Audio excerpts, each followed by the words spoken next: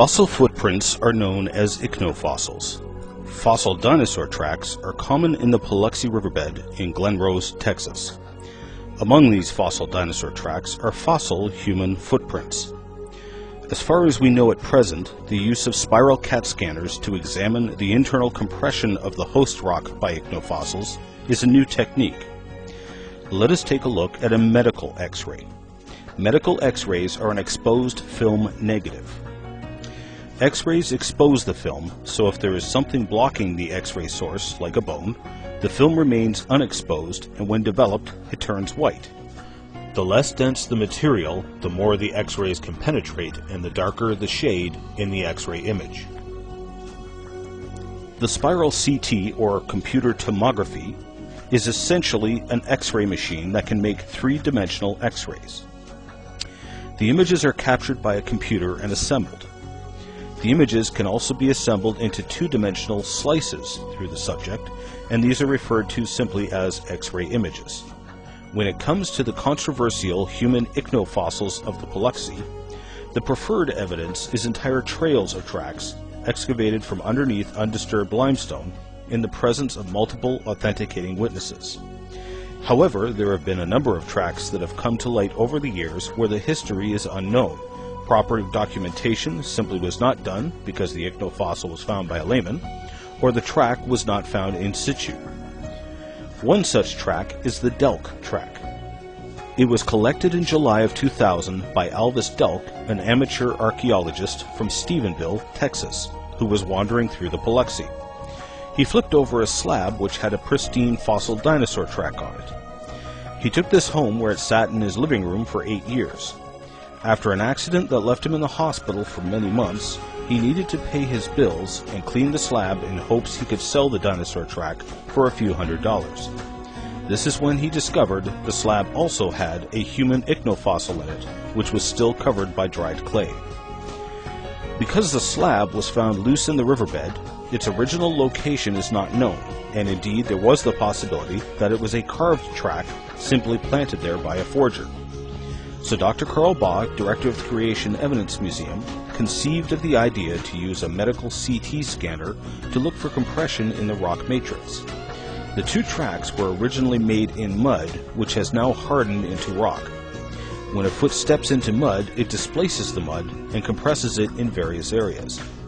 If this mud were to harden into rock, then the rock would still preserve the compression surrounding and underneath the tracks. When Paluxy dinosaur track cross-sections are exposed, either by a ledge breaking off across a track or by deliberate sectioning of a track by a scientist, there is often no visible compression effects in the rock matrix underneath the track. To be more specific, there is often very little compression underneath the track, but considerable compression surrounding a track, especially the toes. This has more to do with the foot displacing the mud in a fast, forceful way rather than compression by load bearing. This is counterintuitive and has hindered dinosaur track research over the years. Sectioning a track is destructive, and while the presence of compression effects in the matrix can be very instructive and definitive, the lack of compression effects within the matrix provides no real conclusions and is not necessarily indicative of a carving, as some have suggested. And so, CT X-rays can play a role in non-destructive examination of compression within the rock.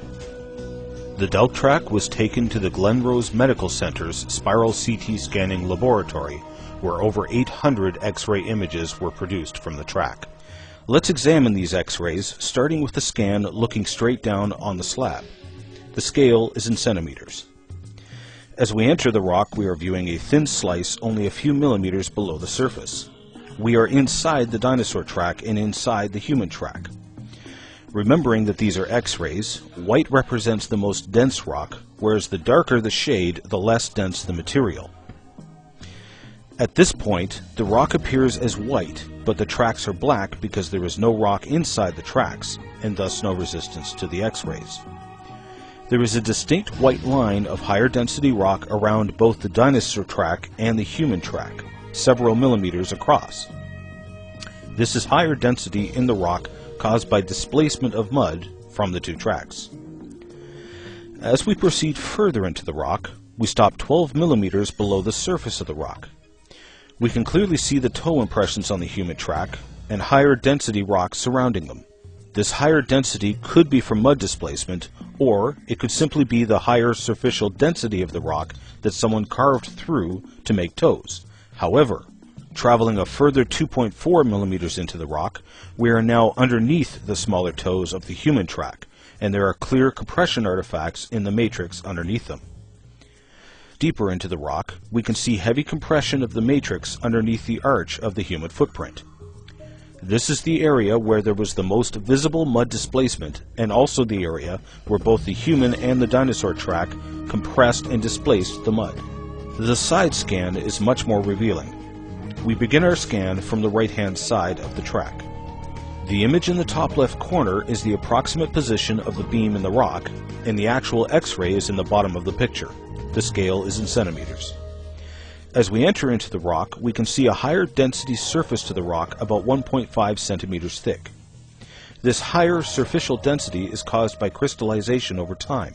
Similar effects have been discovered in core drill samples taken from the concrete of hydroelectric dams. Looking closely, one can see that this higher density curves down, following the contour of the bottom of the dinosaur toe. The higher density surface is also intact underneath the toes of the human track, indicating there was no removal of material. They are both genuine fossil footprints, neither one has been carved.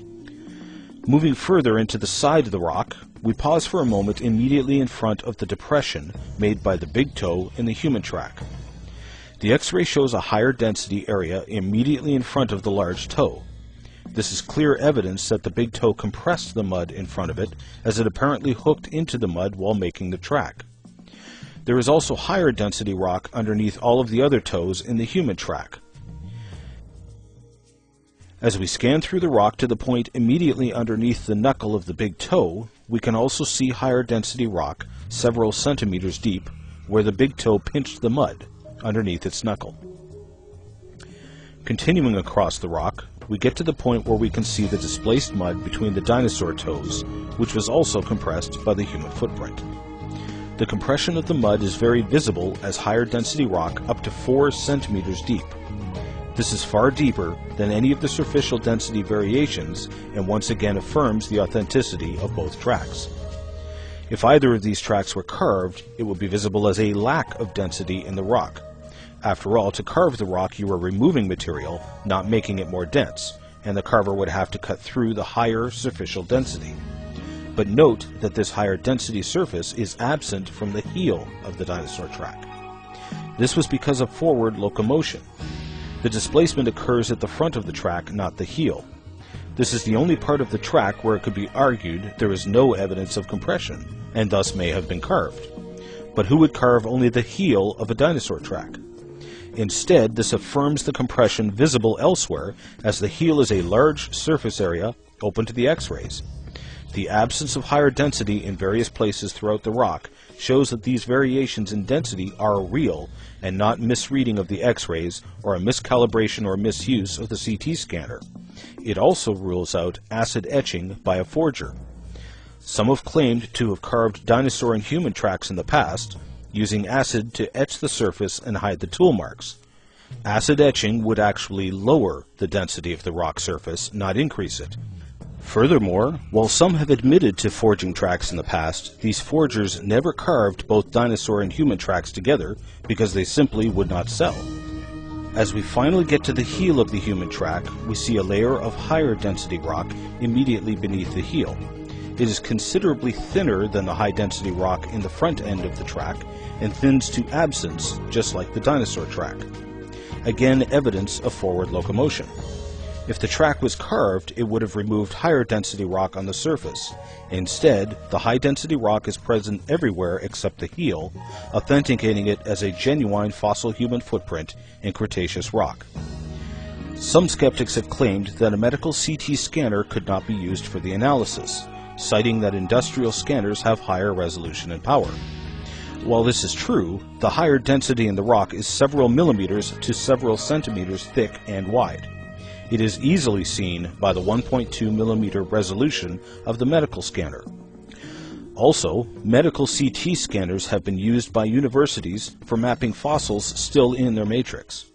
The resolution that is needed completely depends upon the application, and in this case, the lower resolution was far more than adequate.